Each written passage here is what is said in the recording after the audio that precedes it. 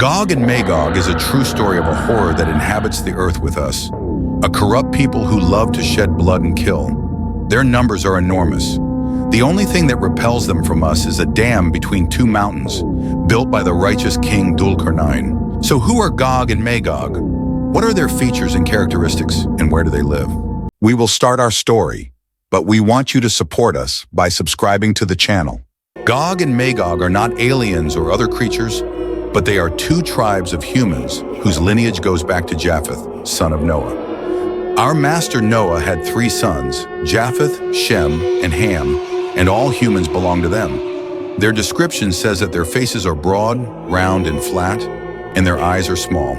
Their hair is reddish-black, and they are very strong. Their number is so huge that they constitute 999 people out of every 1,000, meaning that they are approximately 1,000 times more than us.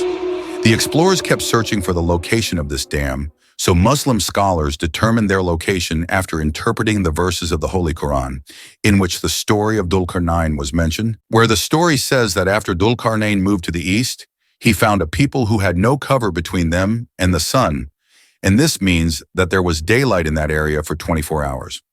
And this only happens in the north, where the pole remains for 6 months of night and 6 months of day. Due to the difficulty of the terrain of this region, it is difficult to explore it, or it has already been done, and we do not know anything about it. This leads us to other theories, such as the hollow earth. There are many secrets that we know nothing about, but what the Quran tells us is that their appearance will be one of the signs of the great hour before the end of the world, and no people or army will stand before them.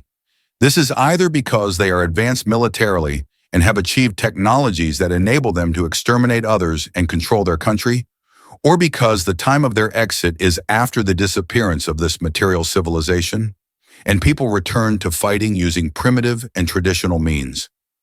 And their numbers will be very large, and no people or army will stand before them due to their ferocity and large numbers. Even some sayings that Gog and Magog will pass on a lake, called Tiberias. They drink from it until the last of them comes and says there was water here. People hide in the mountains out of their sight until they think they have eradicated the people of the earth. Then one of them looks at the sky and says, "It is the turn of the people of heaven." He shoots an arrow, and the arrow returns as if it was stained with blood.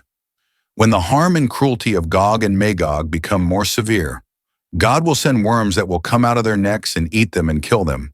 Then the earth is filled with their rotten stench, so our Master Jesus calls upon God to purify the earth, and his request is answered, and God sends birds carrying their corpses, and it rains from the sky.